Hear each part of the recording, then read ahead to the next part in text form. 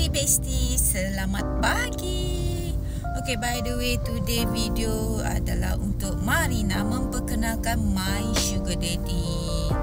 So, sorry to you all if you nampak macam kita mampu sangat pergi makan kafe-kafe, food hunting jauh-jauh, apa semua, segala bagai kan.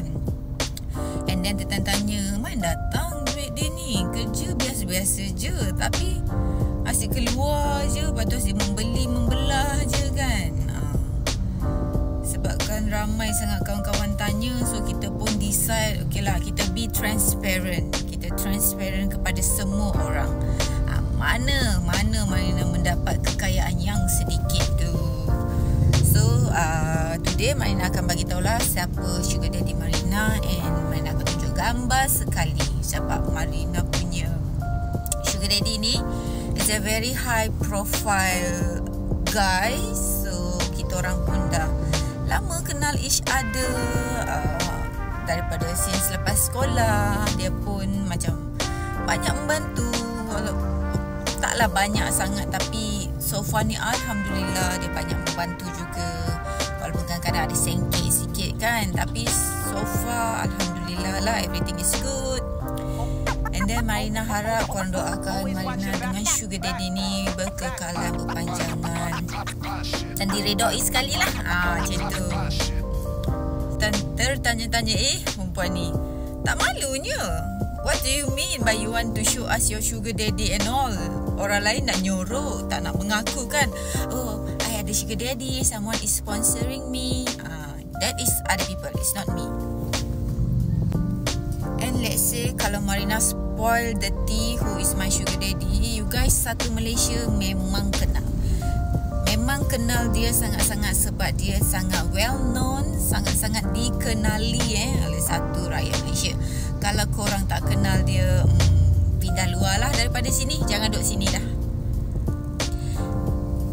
And by the way, relationship kita orang di approve oleh my parents, okay? They all pun tahu siapa dia, apa semua. And then so far ni tak adalah dengar macam diorang say stop it Marina or whatever. Jadi kita teruskanlah. And Marina minta korang pun doakan saya dengan sugar daddy saya ni berpanjangan sentiasa lah. And by the way, dia ada dengan Marina sekarang. Selalu dia dengan Marina. Tiap kali Marina pergi kerja, balik kerja, pergi jalan-jalan, dia selalu ada. Dia selalu teman kita pergi mana-mana macam tu. And korang please tunggu sekejap. Okay, nanti once Marina sampai dekat parking, Marina akan tunjuk and kenalkan dengan korang who is my sugar daddy. So tunggu sekejap lah ya. Sekejap korang, dia malu sikit. Awak sinilah.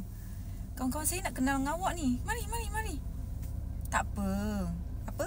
Awak sengkit sikit bulan ni. Tak apa. Diorang tak kisah pun. Mari. Saya kenalkan awak dengan diorang. Okay guys, perkenalkan, ini adalah Marina punya sugar daddy. Okay, inilah dia Marina punya sugar daddy. Handsome kan? Dia sentiasa ada dekat mana-mana je dengan Marina.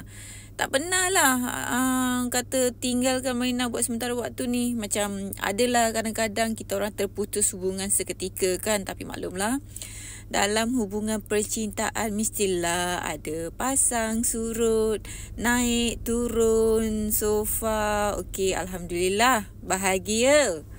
Dia banyak bantu Marina tau.